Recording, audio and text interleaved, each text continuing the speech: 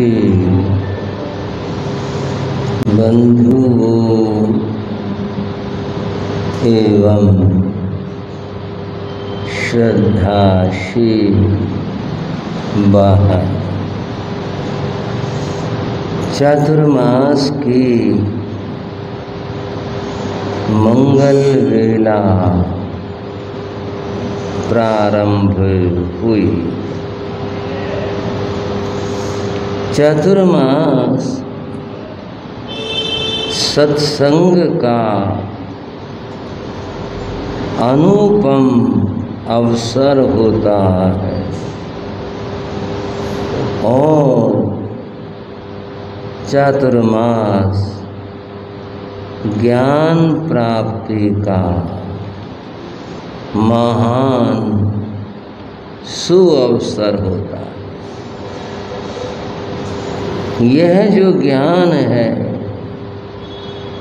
हमें धर्म शास्त्रों से प्राप्त होता है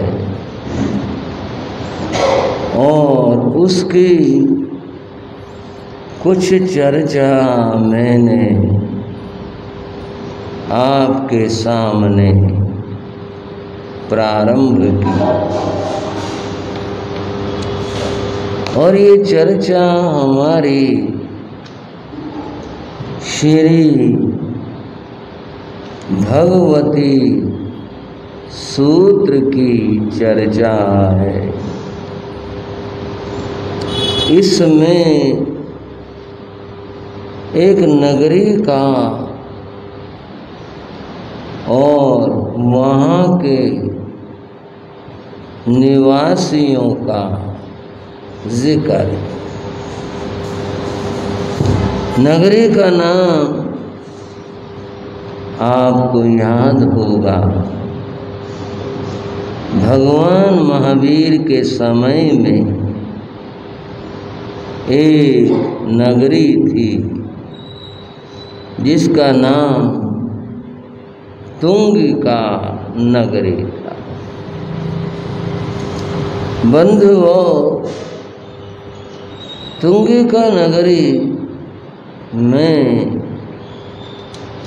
बहुत सारे श्रावक रहा कर।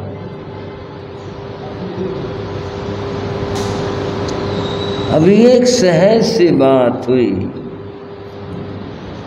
जैसे आज के समय में किसी नगर की हम बात करें तो ये सहज में जिक्र आ जाता है कि यहाँ पर अमुक धर्म के अनुयायी काफ़ी संख्या में रहते। कोई भी धर्म हो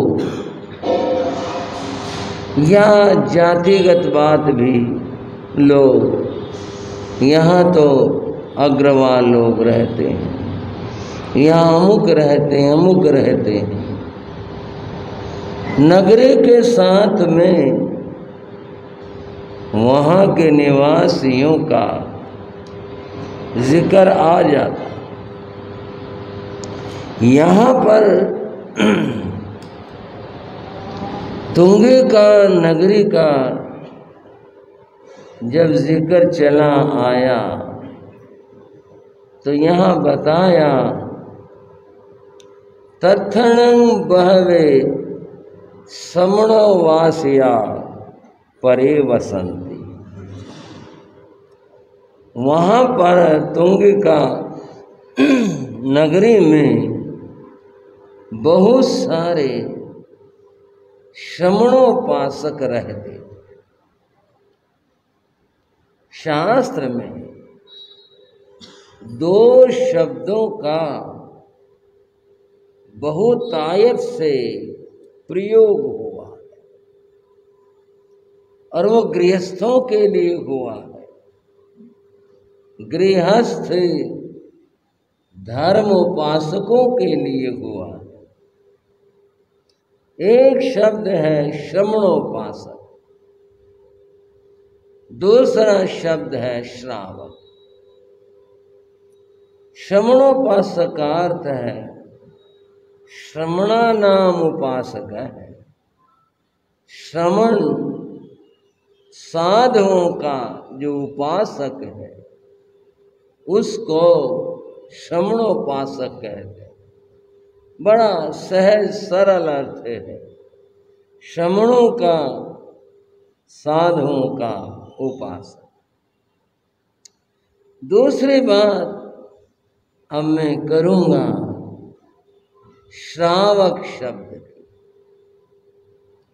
श्रावक शब्द का अर्थ इतना सहज नहीं है जितना कि अभी हमने श्रमणोपासकों का अर्थ किया। इसमें आपको मैं पहले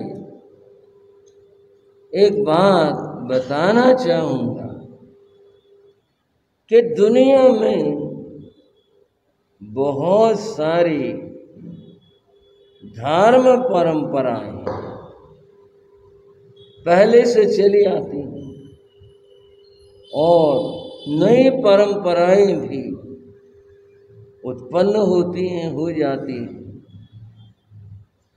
ये जितनी धर्म परंपराएं हैं जो जिसको मानता है उस परंपरा के जो मानने वाले हैं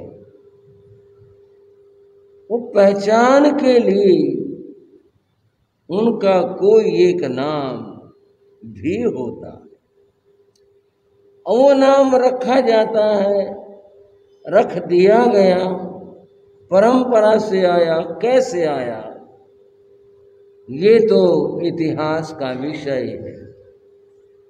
पर ये बात है हर परंपरा के जो उपासक हैं उनके अपने अपने नाम होते। मैं आपको कुछ उदाहरण देकर समझाना चाहूँगा। बंधुओं, शिव के उपासक को शैव कहते हैं, विष्णु के उपासक को वैष्णव कहते हैं। यहाँ पर जो ये नाम आए इनमें एक आराध्य पुरुष का नाम, उसके नाम पर उपासकों का नाम है। परंपराओं की बात भी करते हैं। बंधुओं, अब आपकी सहज सी बात कर रहा हूं।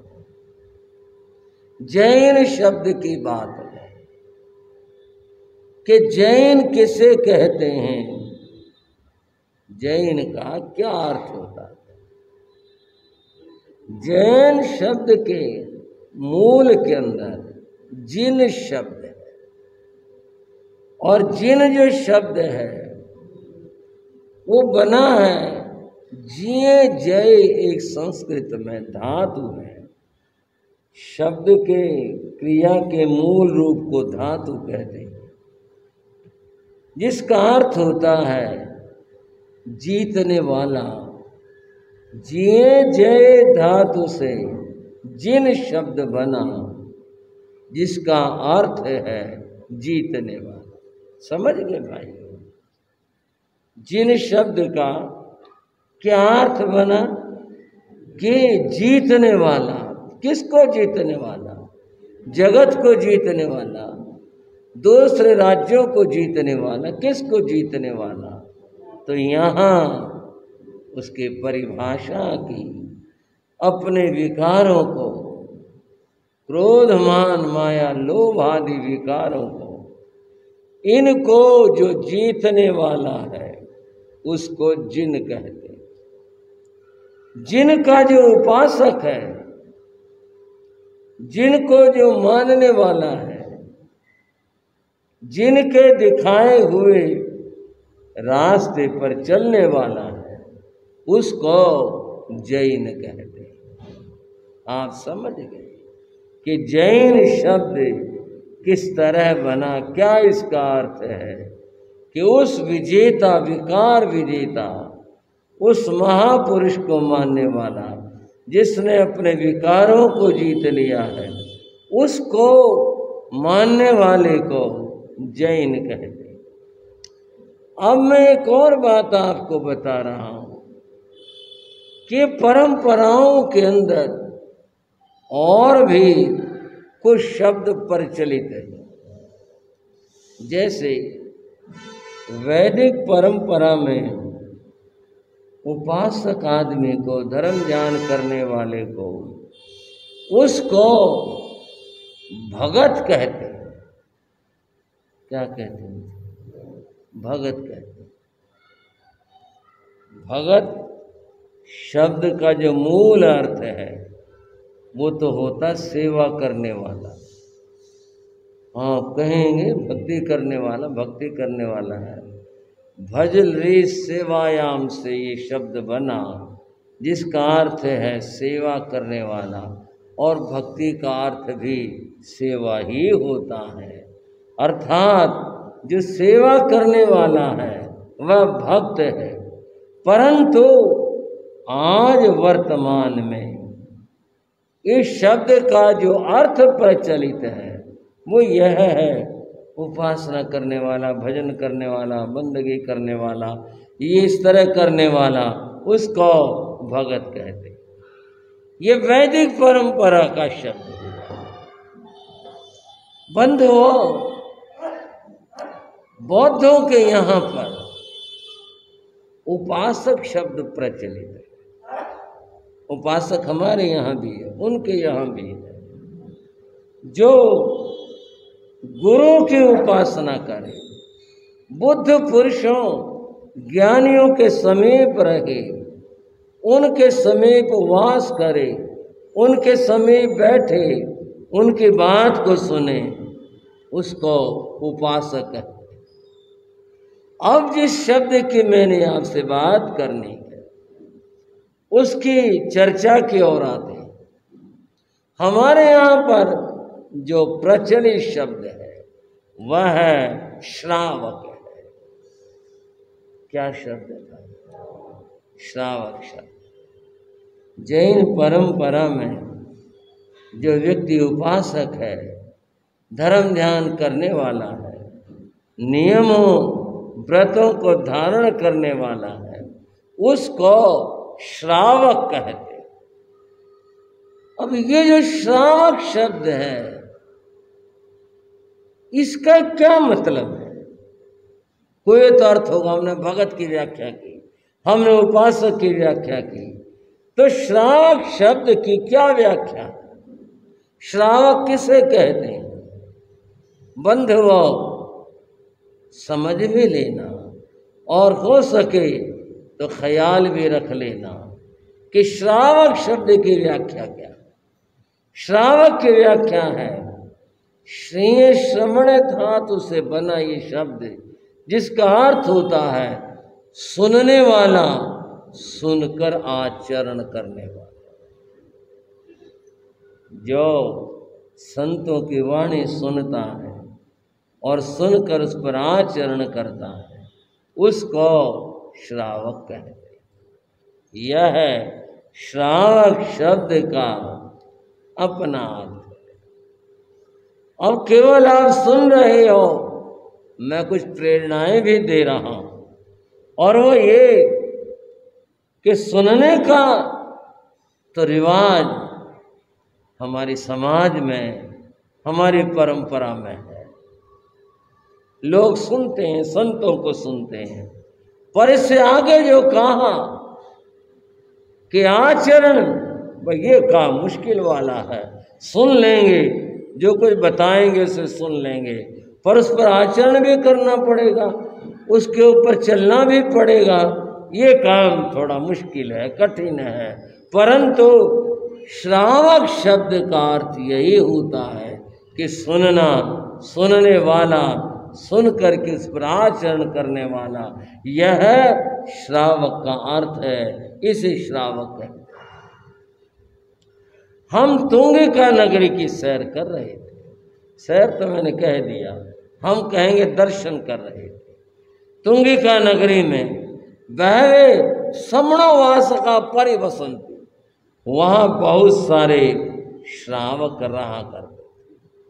अब आप देखो श्रावकों का परिचय शास्त्र में किस प्रकार से दिया गया कि वो श्रावक कैसे होते हैं, कैसे होते थे, उनका स्वरूप क्या है। अब ये बात समझने की पहली बात बंधुओं बताई गई, वे श्रावक लोग प्रभूत रूप से धन संपदा ऐश्वर्य से संपन्न थे। आप कहेंगे तो बात प्रसिद्ध है कि जैसे पैसे वाले होते हैं, तो आज भी लोग कहते हैं। पहले भी ये बात थी, शास्त्र में भी ये बात आई है, यहाँ भी आई है ये बात कि वे धन संपदा से भरपूर थे। कई लोग इसको अनेक तरह से कहते हैं, व्यंग में भी कहते हैं कि भाई ये लोग पैसे वाले होते हैं। भाई पैसे वाले होते तो अपने मेहनत से पैसा कमाते हैं। कुछ लोग बेईमानी वाली बात भी करते हैं, पर ऐसा नहीं है।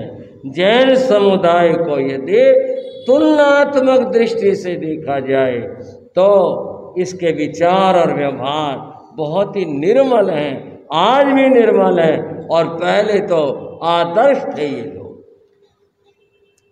भगवान महावीर ने अपने धर्म प्रवचन में अपरिग्रह का उपदेश दिया। किसका भाइयों? अपरिग्रह का। परिग्रह तो आप समझ गए होंगे, हर रोज का शब्द है। ये धन, माया, वैभव, वस्तु में मकान, जायदाद, सारी चीजें, ये सब परिग्रह है। भगवान महावीर ने अपरिग्रह का उपदेश दिया। एक बात आपको बताना चाहता हूं, भगवान महावीर ने कहा अपरिग्रही बनो, त्यागी बनो, पर कहीं भी समग्र आगम साहित्य में कहीं भी भगवान ने, तीर्थंकरों ने गरीब होने का उपदेश नहीं दिया। कहीं भी नहीं आया ये शब्द। कई परंपराओं में है, औरों में है, हमें तो आलोचना नहीं करनी किसी बात की, लेकिन ये तो परिचय है कि भाई बहुत सारे शब्द गरीब के उस रूप में अन्य परंपरा में प्रयोग हुए। जैन साहित्य में कहीं भी गरीब शब्द का प्रयोग, गरीब हो जाने का प्रयोग, मैं गरीब हूं, मैं ऐसा हूं, ये कहीं भी नहीं आया। गरीब शब्द का प्रयोग ही नहीं है। अपरिग्रह का त्यागी बनो, तुम्हारे पास जो है उसे छोड़ो से छोड़ो, पर तुम गरीब बनो, ये कहीं नहीं आया। आप कहोगे जब छोड़ ही दिया तो गरीब में उसमें क्या फर्क रह गया। एक गांव की बात है, स्कूल लगा करता, मदरसा, उर्दू का जमाना था। एक जो भी था अध्यापक वो पढ़ाता था, उर्दू के जो वर्ण है वो सिखा रहा था। उनमें कुछ ऐसा था, दाल, डाल, जाल, रे, अड़े, पढ़ी होगी भाई आपने भी, हाँ जी है। तो उसमें आता दाल, डाल, जाल, ये वर्ण आते हैं, ये भी से अंग्रेजी में आते हैं और हिंदी में कह गए आते हैं। इनमें और हिंदी में ये फर्क है कि हिंदी के जो वर्ण हैं जो लिखे जाते हैं वही बोले जाते हैं, और अंग्रेजी में बोले कुछ जाते हैं और उनका जो अर्थ होगा वो कुछ और होगा। इसी तरह उर्दू के मामले में बात है। मैं जो बात कहने जा रहा था, अध्यापक ने सिखाया दाल, डाल, बच्चों को रटवा दिया। एक बच्चा था, उससे कहा याद हो गया? बोला हाँ जी। बोले सुना, इधर आ। वो आ गया। बोला ये क्या चीज़ है? वो बोला जी दाल, घाल। एक बार बोले क्या सिखाया था? ऐसे नहीं, दाल, डाल। बोले जो घालन में डालन में क्या फर्क लग रहा, घाल तो दो इसमें थोड़ी सी। भाइयों, डालना और घालना बोले एक ही तो बात है, फर्क हो रहा है। ये फर्क बड़ी विचित्र चीज है। ये कहाँ हो जाता है और कैसे हो जाता है, किस तरह से हो जाता है। श्रावक शब्द की व्याख्या में करने जा रहा था बंधुओं, उसमें मैं ये बता रहा था गरीब होना मजबूरी है आदमी की, लाचारी है। क्या करें, बहुत कोशिश कर ली, काम कर लिया, नहीं बात बनी, या ऐसा नुकसान हो गया, या गरीबी हमारी चली आती है। गरीब होना एक मजबूरी है, परिग्रही होना ये मजबूरी नहीं है। ये तो उस आदमी की खुशी है जब उसने समझ लिया परिग्रह को। और हम कल्पना करते हैं उसके पास में लाख रुपए हैं और वो कहता मेरा काम तो आराम से चल जाएगा, इतना पैसा मेरे पास फिजूल है, उसको दान कर दिया, दे दिया, हटा दिया और गुजारे के लिए थोड़ा सा काम रख लिया। वो गरीब नहीं हुआ, अपरिग्रही हुआ। बोलना क्या हुआ, वो गरीब नहीं हुआ। भगवान के श्रावकों का जिक्र आता है जिन्होंने अपनी संपदाएं दान कर दी, अपनी संपदाएं बांट दी, कभी इच्छा ही नहीं की। तो अपरिग्रही होना ये बड़ी बात है, लेकिन गरीब होना ये मजबूरी की बात है। श्रावकों के बारे में बताया वे धन संपदा से भरपूर थे। अगलों ने अपना धन कमाया था, मेहनत करी थी, ऐसा था।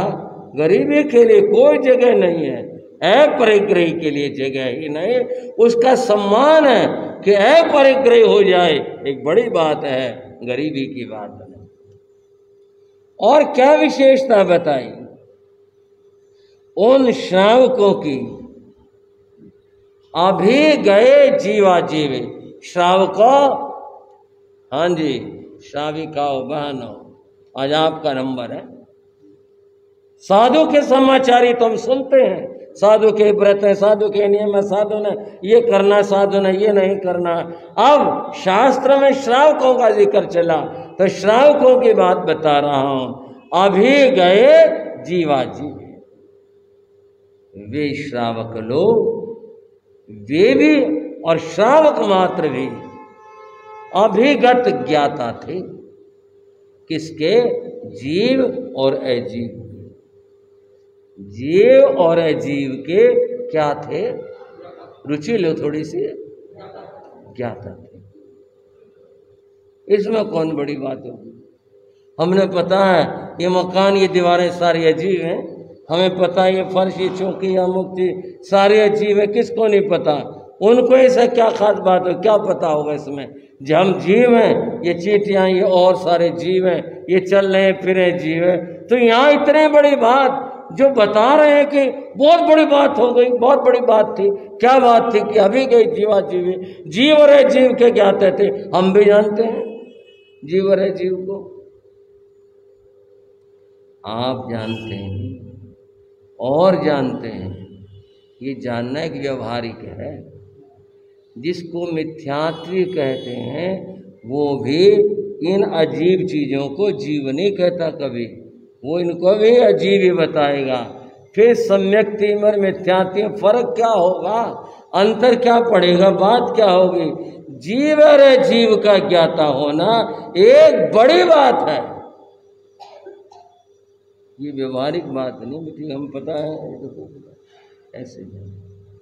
जीव और अजीव के ज्ञाता होने का अर्थ है आत्मा और शरीर के बीच का भेद अंतर जान लेना।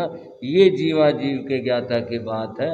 जहाँ तक और चीज़ों का सवाल है, ये तो सारे जानते हैं, मिथ्यात्व भी जानते हैं, अपढ़ भी जानते हैं, सब जानते हैं इसको। तो विशेषता क्या है यहाँ? जीव और अजीव के ज्ञाता होने का अर्थ है शरीर और आत्मा का भेद जानना। ये शरीर है और आत्मा इससे भिन्न है, वो जीव और अजीव का ज्ञाता है। बाकी सारी चीज़ें जानना ये तो एक व्यवहार मात्र है, लोक है, जो प्रसिद्ध है, चलित है, बस वही है। असली जो बात है वो ये है आत्मा और शरीर का अंतर जान। बंधुओं श्रावकों की और विशेषता बता रहे हैं। और वो विशेषता क्या बता रही हैं? धर्म में दृढ़ थे, इसलिए उनको दृढ़ धर्मी कहा। क्या विशेषण दिया भाइयों? दृढ़ धर्मी। बोलो, अपने धर्म में जो दृढ़ और मजबूत थे। मैं कभी कभी सोचता हूं कैसे कैसे विशेषण है जो वस्तु और तत्व को खोल करके रख देते हैं। कितनी अद्भुत बात है। धर्म के अंदर दृढ़ होना एक बड़ी उपलब्धि है, बड़ी बात है। परंतु यहाँ ये समझने की बात है कि धर्म में दृढ़ होना एक बात है और सांप्रदायिक हो जाना ये बिल्कुल दूसरी बात है। आप कहोगे क्या फर्क हो गया? वो भी दृढ़ है, वो भी दृढ़ है। सांप्रदायिकता जहां होती है वहां पर आकर द्वेष होते हैं। समझे श्रावक को? वहां दृढ़ होना एक संप्रदाय के अंदर ये तो राग द्वेष का भाव है, और धर्म में दृढ़ होना उसमें राग द्वेष नहीं है। जो धर्म में दृढ़ हो गया राग द्वेष का काम नहीं है वहां पर। इसलिए मैं कहना और बताना चाहता हूं, दृढ़ धर्मी बनो, सांप्रदायिक कभी मत बनो। दुनिया में संप्रदाय की हवाएं पहले भी चलती थी, आज भी चलती हैं, और इस संप्रदायों के कारण से कितने कितने विवाद होते रहे हैं, झगड़े होते रहे हैं, लड़ाइयाँ होती रही हैं, कितने कितने आपस में तनाव होते रहे हैं। और आज भी ऐसी स्थितियां बन रही हैं कि लोग संप्रदाय से जुड़ रहे हैं, लोग धर्म से नहीं जुड़ रहे, धर्म तत्व को नहीं समझ रहे। सांप्रदायिक बंधु मत बनो। सांप्रदायिक होना कर्म बंध है और धर्म से जुड़ना कर्म को क्षय करना, कर्म के बेड़ियों को नाश करना। ध्यान रखना, कभी सांप्रदायिक भावनाएं नहीं लाना, सदैव जीवन के अंदर धर्म भावनाएं लाना और अपने धर्म के अंदर दृढ़ रहना, ये सबसे बड़ी बात। धर्म में जो दृढ़ होते, कभी कोई कष्ट और विपत्ति भी आ जाए तो भी वो अचल रहते हैं, अटल रहते हैं, क्योंकि उनका लगाव धर्म के साथ में। कैसी कैसी स्थितियां आ जाती हैं जीवन के अंदर, लेकिन जो धर्म के अंदर रंगे गए हैं, धर्म से जुड़े हुए हैं, वो कभी विचलित नहीं है। आपको मैं एक श्रावक की बात बताता हूं। पूज्य गुरु महाराज योगीराज जी का चातुर्मास उत्तर प्रदेश के कांधला नगर में था। तब मेरी दीक्षा 2 वर्ष की थी। गुरु महाराज के चरणों में बैठा करता था, बैठा रहता था। एक दिन एक भाई आए हरियाणा से, आए, उन्होंने दर्शन किए, गुरु महाराज के परिचित थे, और इस बात का कोई वो नहीं है, गुरु महाराज के प्रति वो बहुत विशेष आस्था रखते थे। उन्होंने गुरु धारणा ली थी। गुरु धारणा का अर्थ भी संप्रदाय खड़ी करना नहीं है, धर्म से जोड़ना है। आदमी धर्म से जुड़े। गुरु महाराज ने उसकी सहज जैसे व्यवहार है, और भाई ठीक हो सब? बोले हाँ महाराज, अब तो ठीक, अब तो ठीक है। इसके कहते आप भी समझ गए होंगे कि भाई कोई दिक्कत रही होगी पहले, आदमी को तब ऐसे स्थिति रही। गुरु महाराज बोले क्या बात, कैसे? बोले अर्ज करो। वंदना करके संतों की वो भाई बैठ गए। उन्होंने अपनी बात बताई। बोले गुरु महाराज पिछले 4-5 महीने बहुत कष्ट के गुजरे। क्या बात हो गई? उसने बताया अपने बेटे का नाम लेकर के कि वो बीमार हो गया और उसकी उम्र भी बच्चे की ज़्यादा नहीं थी, 12-14 साल लगभग ऐसी रही होगी। बीमार हो गया, बुखार उतरे ही नहीं। जो गांव में हो सकता था वो उपचार करवाया, कुछ नहीं बात बनी। तब उस जमाने के अंदर बंधु रोहतक में एक बड़ा प्रसिद्ध वैद्य होता था और यूं कहा करते थे लोग, भाई जिसको उस वैद्य ने दवाई दे दी समझो ठीक हो, उसे कोई खतरा नहीं है। और वो भी था वैद्य भी ऐसा स्पष्टवादी, उसकी समझ में नहीं आई बात, या उसने ये देख लिया कि बीमारी ज़्यादा है, दवा काम नहीं करेगी, वो मना भी कर भाई कहीं और दिखा लो, मेरे पास इलाज नहीं है। तो लोग यही समझते थे इस व्यक्ति का बचना मुश्किल। वहाँ दिखाया, उसके पास ले गए, 1-2 बार दवा दी उसने, दवा बच्चे को खिलाई, आराम नहीं पड़ा। फिर ले गए, वैद्य ने मना कर दिया, बोले भाई कहीं और दिखा लो, मैंने तो दवा दे के देख ली, बात बनी नहीं तो तुम धोखे में रहो, कभी और कहीं दिखा लो। बड़ी निराशा हुई। बोले भाई इसने मना कर दिया, अब कहाँ जाए। खैर आ गई।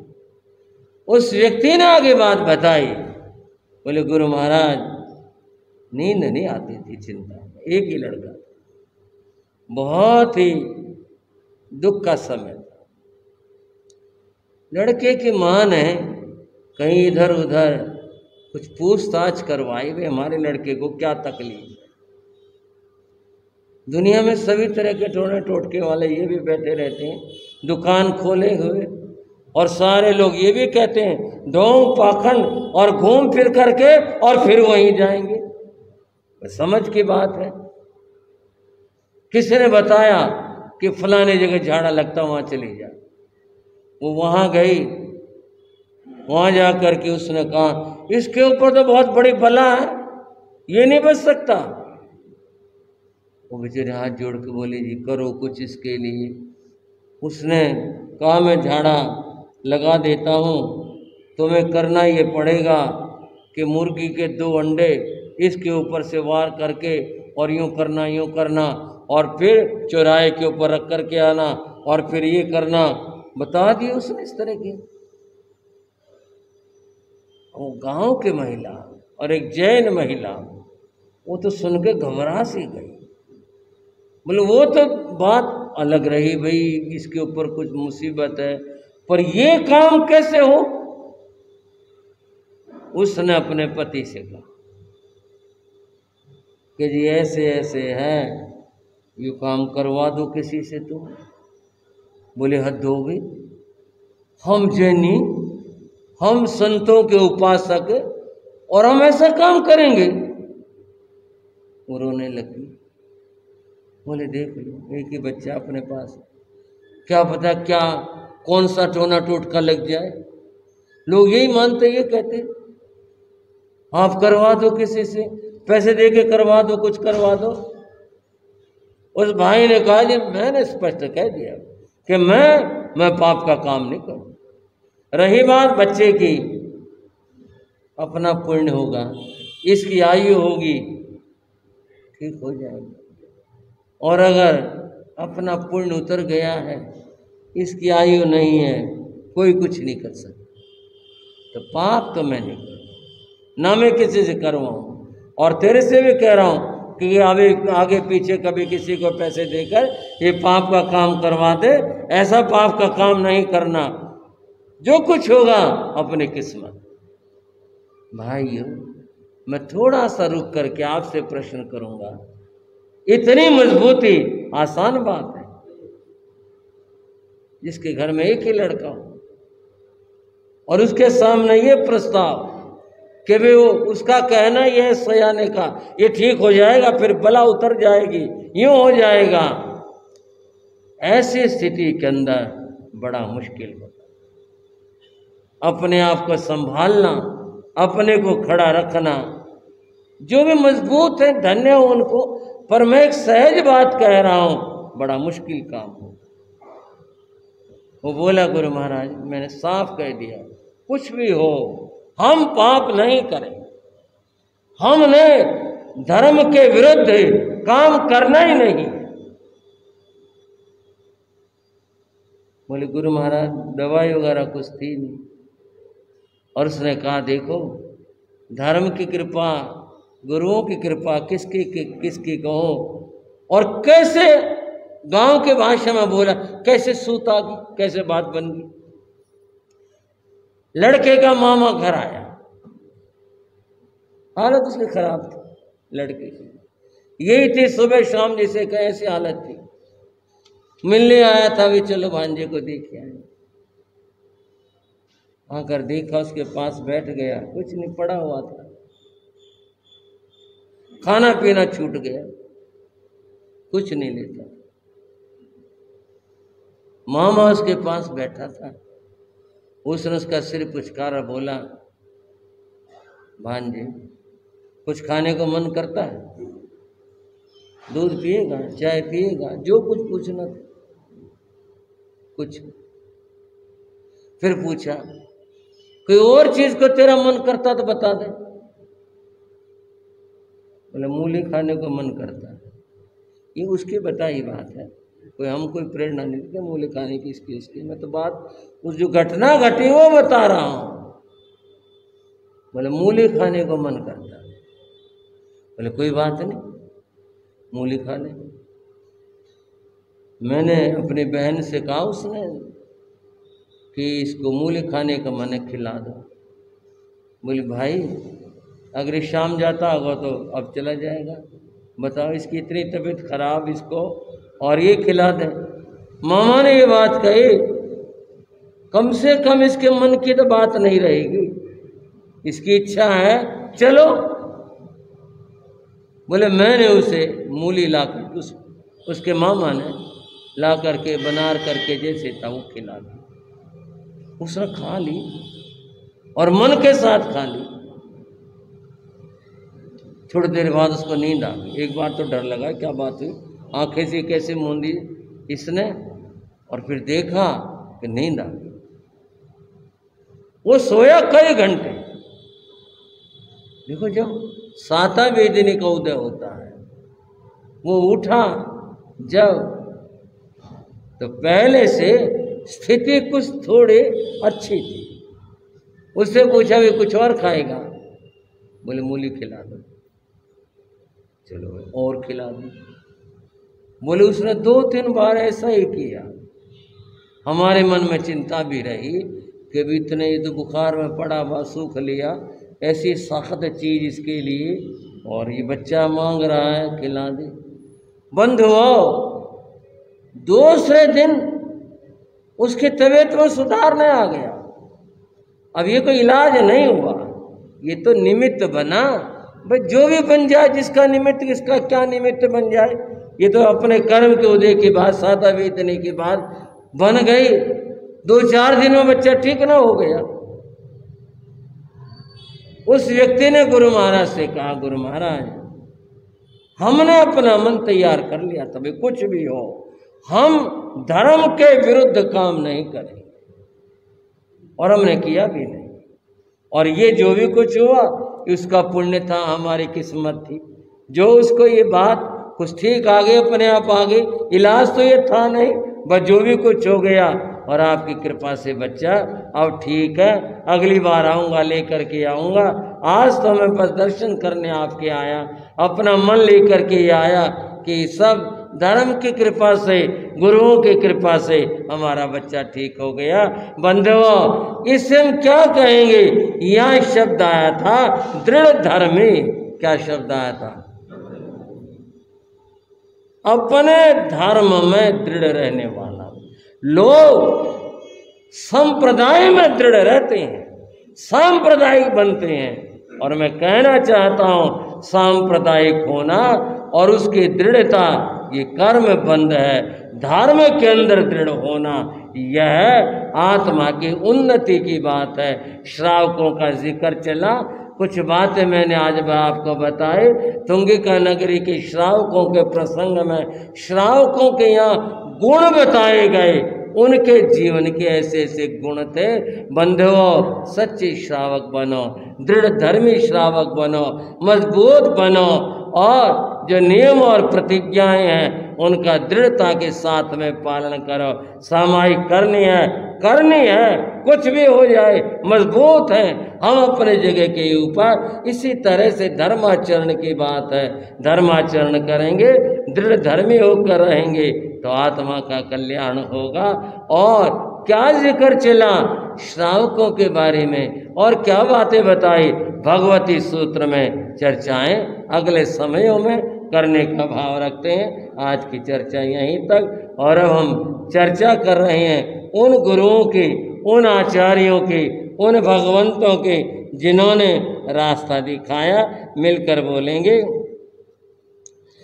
जिन शासन गौरव गाते हैं, जिन शासन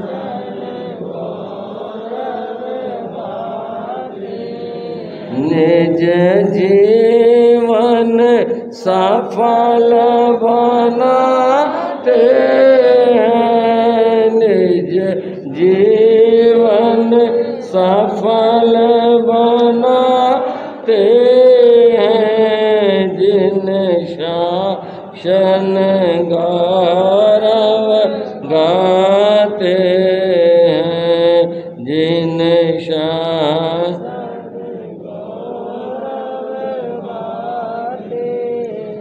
जिन शासन का प्रचार किया, जिन शासन का प्रचार किया, दिग दिगंत जिन प्रसार किया, दिग दिगंत जिन प्रसार किया, रजवाड़ चरणन आते हैं, रजवाड़ चरणन आते हैं, जिन शासन गौरव गाते हैं, जिन शासन।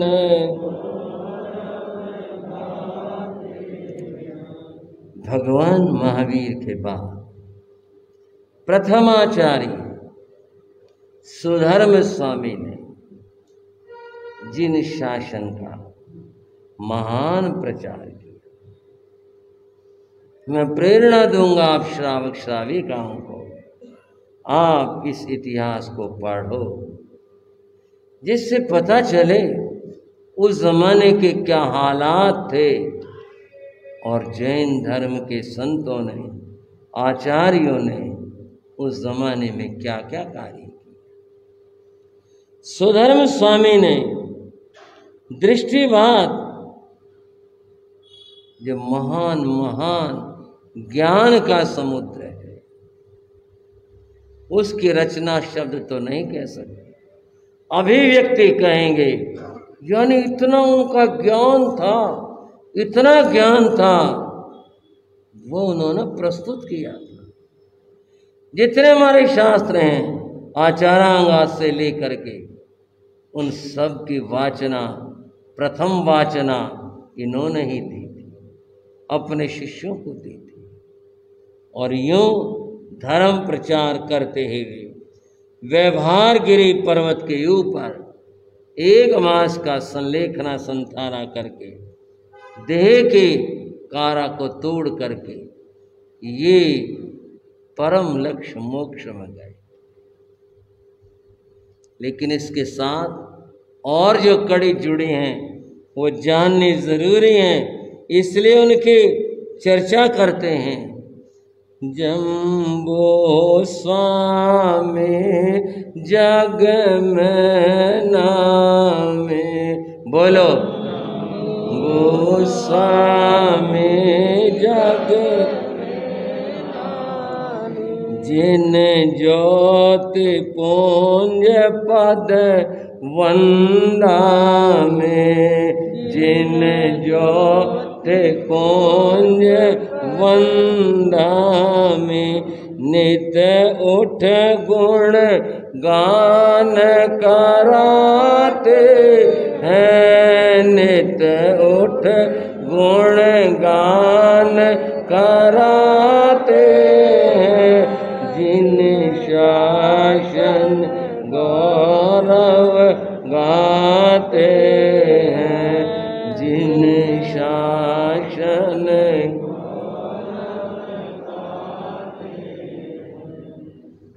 राजगृह नगर, जहाँ भगवान के सर्वाधिक चातुर्मास हुए थे, जहाँ का राजा पहले सैनिक था, बाद में राज परंपरा बदली थी। राजगृह नगर में सुधर्म स्वामी का मंगलमय पदार्पण हुआ था।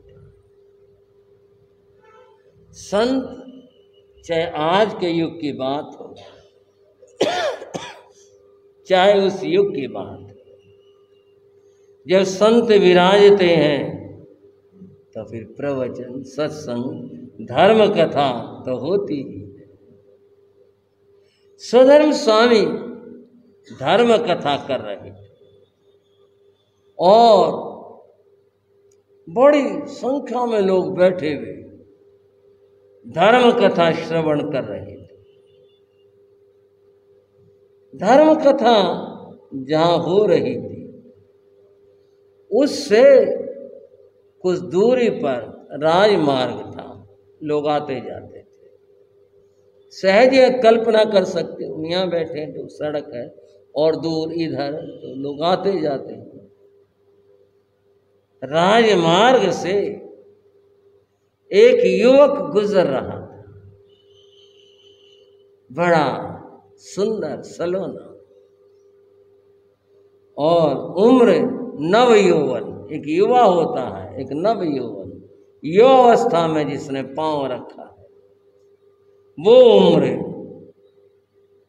सजीला सलोना कहीं जा रहा था, होगा क्या पता, घूमने निकला, क्या पता कहाँ जा रहा था, पैदल पैदल जा रहा था। उसके कानों में सुधर्म स्वामी के वचन पड़े। वो वचन इतने अच्छे उसे लगे, उसका मन आकर्षित हो गया, वो खड़ा हो गया, कुछ देर खड़ा रहा, फिर मन हुआ चलो बैठ कर सुनते हैं, और वह मार्ग छोड़ करके धर्म सभा जहां थी वहां गया, आकर के बैठ गया। पहली बार, पहले कभी नहीं आया, काम नहीं पड़ा, सुना नहीं कभी, पहली बार उसने सुधर्म स्वामी की धर्म कथा सुनी, उसे बहुत अच्छी लगी। ये अच्छा लगना भी दो तरह से होता है, एक तो शब्द इतने अच्छे हों, गाना हो, विवेचन ऐसा हो, कानों को बहुत प्रिय लगे, इसका अपना महत्व है। पर एक है उसमें ज्ञान ऐसा हो जिसको सुन करके आदमी चकित रह जाए, अरे ये बात ऐसी है क्या।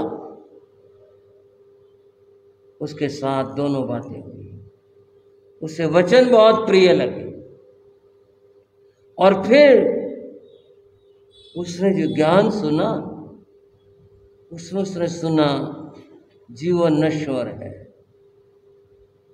मनुष्य के साथ संसार की कोई भी चीज नहीं जाती, सिर्फ उसका कर्म उसके साथ जाता है। सब चीज यहां रह जाती है। सगे संबंधी, मित्र, प्यारे, रिश्तेदार, ये सब यहाँ के। धन, माया, वैभव सब यहाँ का है। उसने ये बातें पहली बार सुनी थी। धर्म प्रवचन पूर्ण हुआ तो उठ करके सुधर्म स्वामी के पास आया। उसने कुछ बातें की और उस उत्तर को सुनकर उसकी भावना और ही तरह की बन गई। वो बोला, मैं आपको अपना गुरु मानता हूँ।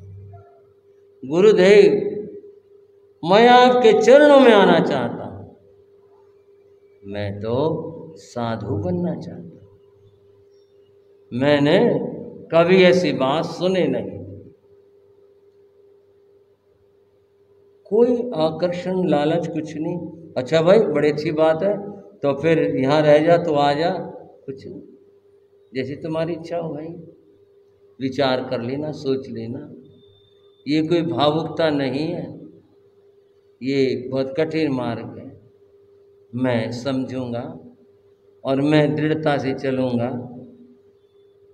जब तक तुम्हारे परिवार की अनुमति नहीं होगी, हम किसी को अपने पास नहीं रखते। ठीक है, मैं अपने माता पिता से पूछ कर आता हूँ।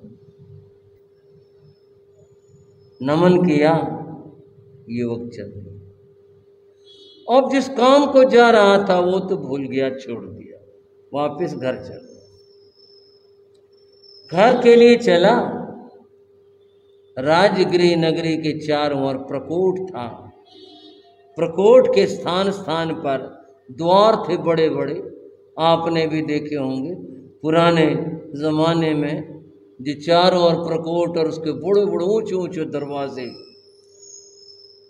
दरवाजा था। उसने दरवाजे में प्रवेश किया, चला। अबे दरवाजे को पार करके कदम रखा था, एकदम धड़ाम की आवाज हुई और एक इतना बड़ा पत्थर छत से टूट करके नीचे आके गिरा, बच गया। बस कदम भर की बात रह गई। सारे लोग, अरे अरे क्या हुआ, पत्थर गिर गया, पत्थर गिर गया। किसी को चोट तो नहीं लगी। उधर के लोग उधर, उधर के उधर। वो युवक देखता रह गया, ये क्या। अगर आज ये पत्थर मेरे ऊपर गिर जाता फिर क्या होता। आंखें मूंद जाती और अपना कोई भी नहीं होता। जीवन आज खत्म हो जाता। क्या पता आगे क्या हो। चलो आज मैं यहां बच गया, अगले कदम क्या होगा, आगे क्या हो। कुछ ऐसा तो करना चाहिए जिससे जीवन सुरक्षित हो सके। सुरक्षित से अर्थ है जिससे कि आत्मा के लिए कुछ किया जा सके। वो वापिस आया, सुधर्म स्वामी को नमन किया और कहा, गुरुदेव मेरे साथ ये घटना घटी। ऐसी बात किसी के साथ कभी भी कहीं भी मेरे साथ फिर से हो सकती है। मुझे कुछ ऐसा तो कर दो कि कुछ मेरे पास धर्म के कण रहें। तुम श्रावक के 12 व्रत ले सकते हो, मैं स्वीकार करता हूँ। सुधर्म स्वामी ने उसे 12 व्रत दिलाए। व्रत लेकर हर्षित मन नमन करके, उस युवक का नाम जम्बू कुमार था और वह अपने घर को चला गया। क्या हुआ आगे, ये चर्चा आगे के लिए, क्या होता है उसके जीवन में और ये कथा आगे कैसे बढ़ती है। आज इतना ही।